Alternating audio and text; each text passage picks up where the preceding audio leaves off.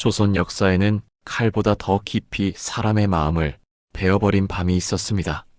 1456년 단종 복위를 꾀하던 사육신과 관련 선비들이 차례로 능지처사로 사라진 그해, 조선의 지식인들은 목숨을 지키기 위해 침묵을 선택했습니다. 살고 싶다면 입을 다물어야 했고, 살아남으려면 세조에게 고개를 숙여야 했습니다. 그런데 많은 이들이 고개를 숙인 그 길 위에서 누더기를 걸친 사내 하나가 조선 최고 권력자의 앞을 막아섰습니다. 너는 이제 그만두어라. 삼족이 멸할 불충.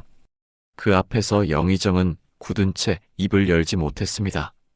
그리고 이야기를 들은 세조는 칼을 드는 대신 오래 침묵한 뒤 이렇게 말합니다. 처자는 건드리지 마라. 왜였을까요? 왕이 두려워한 건 그의 신분도 그의 주먹도 아니었습니다. 세조가 끝내 굴복시키지 못한 단 하나, 지조. 천하를 가진 왕이 유일하게 빼앗지 못한 것. 그 이름 생육신 김시습. 오늘 그 서늘한 기록을 따라갑니다. 처음부터 비극이 예정된 건 아니었습니다. 1435년 한양에서 태어난 아이가 5살에 스스로 시를 지었습니다. 어린 시절 공부에서 얻은 것을 장차 어디에 쓰게 될까? 5살 아이의 글이라 믿기 어려운 문장이 궁궐까지 전해졌습니다. 세종은 아이를 불러 시를 짓게 하고 비단을 내렸습니다. 그 아이가 가져갈 수 있는 만큼 다 주어라. 세종대왕의 명이 떨어지자 궁궐 안은 술렁였습니다. 왕 앞에 선 아이는 고작 5살, 왕은 아이의 재능을 시험하기 위해 수십 필의 비단을 내리며 말했습니다. 보통의 아이라면 비단을 한두 개 들고 쩔쩔맸겠지만 김시습은 달랐습니다. 그는 비단 끝을 서로 묶어줄을 만들더니 제 몸을 칭칭 감아 온몸으로 비단을 끌고 대궐 문을 나섰습니다. 그 영특한 뒷모습을 보며 세종은 크게 웃으며 말했습니다. 이 아이를 잘 기르면 나라에 쓸만한 인재가 될 것이다. 세종의 말은 단순한 칭찬이 아니었습니다. 조선의 미래 인재라는 인증이었죠. 세종이 아끼고 온 조선이 기대했던 하늘이 내린 천재, 그가 바로 김시습이었습니다. 하지만 그로부터 수십 년 뒤 이 아이는 세종의 손자인 세조를 향해 침을 뱉는 조선 최고의 광인이 됩니다. 1455년 김시습이 21살이던 해 삼각산에서 책을 읽고 있던 그에게 한 소식이 전해졌습니다. 수양대군이 조카 단종의 왕위를 빼앗았다. 김시습은 그 자리에 주저앉아 사흘 동안 문을 걸어 잠그고 울었습니다. 그 눈물은 왕에 대한 충성심이자 자신이 믿어온 유교적 정의가 무너진 것에 대한 절망이었습니다.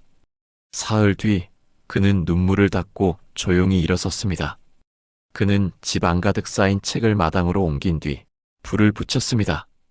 글로 배운 세상이 이토록 허망하다면 나는 글을 버리겠다. 타오르는 책더미 앞에서 그는 스스로 머리를 깎고 승복을 걸쳤습니다. 법명은 설잠. 눈 덮인 산봉우리처럼 차갑게 세상과 인연을 끊겠다는 선언이었습니다. 그리고 1년 뒤 단종을 다시 세우려던 선비들이 처형되자 한양 도성거리에는 주인 잃은 시신들이 버려져 있었습니다. 누구도 보복이 두려워 시신에 손대지 못할 때 칠흑 같은 어둠을 뚫고 나타난 그림자 하나가 있었습니다. 바로 승복을 입은 김시습이었습니다. 후대 문헌과 야사에는 그가 처형된 이들의 시신을 수습해 노량진 일대에 매장했다는 이야기가 전해집니다. 왕이 버린 시신을 거둔 것은 곧 조선이 버린 마지막 양심을 거둔 것이었습니다. 하지만 김시습은 그곳에 함께 묻히길 거부했습니다. 차가운 무덤 대신 그는 스스로 살아있는 가시가 되어 세조의 목구멍을 찌르기로 합니다. 그는 살아서 그리고 끝까지 권력을 비웃어주기로 결심합니다. 영의정 정창손, 세조의 집권을 도운 최고의 대신. 길에서 그와 마주친 김시습은 걸음을 멈추지 않았습니다. 전해지는 말에 따르면 그는 대신 앞에 서서 반말로 외쳤다고 합니다. 너는 이제 그만두어라. 이 말은 단순한 꾸짖음이 아니었습니다. 내가 지켜야 할 도리를 지키지 않았으니 그 자리에 있을 자격이 없다. 정승은 아무 말도 하지 못했습니다. 이 꾸짖음은 단순한 욕설이 아니었습니다. 당시 지식인들이 외면했던 지조라는 날카로운 칼로 권력자들의 심장을 찌른 것입니다. 김시습이 시장판에서 똥바가지를 들고 다니며 노래를 부르고 갑자기 통곡을 했던 이유는 하나였습니다. 미치지 않고서는 이 미친 세상을 견딜 수 없었기 때문입니다. 세조는 김시습을 끌어들이고 싶었습니다. 만약 그 천재가 자기 편에 선다면 왕위 찬탈의 비난을 덜 수 있었기 때문입니다. 세조는 김시습이 머무는 절에 음식을 보냈습니다. 그러나 그는 고개도 돌리지 않았습니다. 관직을 내렸을 때도 그는 사양하는 대신 도망쳤습니다. 하지만 그는 단순히 도망친 것이 아니었습니다. 김시습은 유교의 경전을 넘어 인간의 생로병사를 관통하는 불교의 진리에 침잠했습니다. 훗날 조선 최고의 불교 저서로 꼽히는 시편담요회를 남길 만큼 그의 불교적 깊이는 이미 인간의 경지를 넘어섰습니다. 세조가 그를 그토록 곁에 두려 했던 진짜 이유가 여기 있습니다. 스스로를 부처의 제자라 칭하며 피로 물든 왕권을 세탁하려 했던 세조에게 김시습은 자신의 죄를 사해주고 왕권을 축복해줄 조선 유일의 성인으로 보였던 것입니다. 왕은 김시습에게 불경 번역의 총책임을 맡기려 했고 무릎을 꿇고서라도 그의 설법 한 구절을 듣고자 했습니다. 후대에 전해지는 일화에는 세조가 그를 만나려 절을 찾아왔다는 소식이 전해지자 김시습이 몸을 피했다는 이야기가 남아 있습니다. 김시습은 왕을 맞이하는 대신 절 뒤편 가장 더럽고 악취나는 뒷간 옆 오물 구덩이 속으로 스스로 몸을 던졌습니다. 세조는 잠시 바라보더니 말했습니다. 저자는 미친 것이 아니라 속세를 벗어난 것이다. 건드리지 마라. 이 말은 관용이 아니었습니다. 저자를 건드렸다간 오히려 내 권위만 드러나게 된다. 세조의 두려움이 담긴 문장이었습니다. 김시습은 세조 치하에서 시장터에서 울부짖기도 했고 뜬금없이 춤을 추기도 했으며 깊은 물가에 몸을 던지는 기행을 반복했습니다. 그러나 그는 미치지 않았습니다. 미친 척 함으로써 권력의 칼을 피해가며 동시에 단 한순간도 침묵하지 않는 방법이었습니다. 그 기행은 말 없는 저항이었고 폭력 없는 항거였습니다. 때로는 그 저항이 소름 끼칠 만큼 기괴하기도 했습니다. 김시습은 가끔 시장판에서 굴러다니는 해골을 들고 나타나 마치 살아있는 사람처럼 대화를 나누는 기행을 선보였습니다. 당황한 사람들이 미쳤다며 손가락질하자 그는 해골을 들어 보이며 피 맺힌 한마디를 던집니다. 웃지 마라.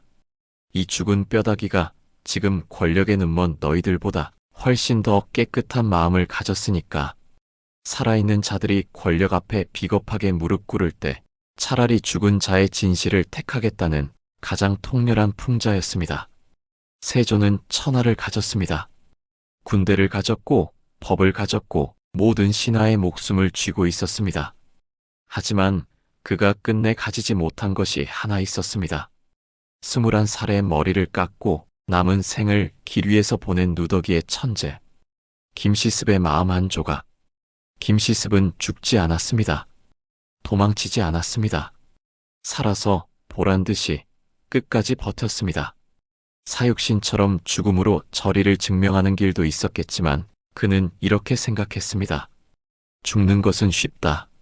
사는 것이 더 괴롭고 더 강하다. 그 길을 그는 평생 걸었습니다. 전국을 떠돌며 현존하는 조선 최고의 한문소설 금오신화를 남겼습니다. 귀신과 인간의 사랑을 빌려 세조의 세상을 조용히 비웃는 방식이었습니다. 후대 사람들은 그를 생육신이라 불렀습니다. 죽어서 이름을 남긴 6충신 옆에 살아서 절개를 지킨 6사람, 그는 후대의 생육신으로 불린 인물들 가운데 한 사람으로 꼽힙니다. 세조가 그를 두려워했냐고요? 역사는 말합니다. 왕이 끝내 굴복시키지 못한 단 한 사람 앞에서 세조는 이렇게 남겼습니다. 건드리지 마라. 그 한마디가 500년을 넘어 오늘까지 김시습이라는 이름을 살아있게 합니다.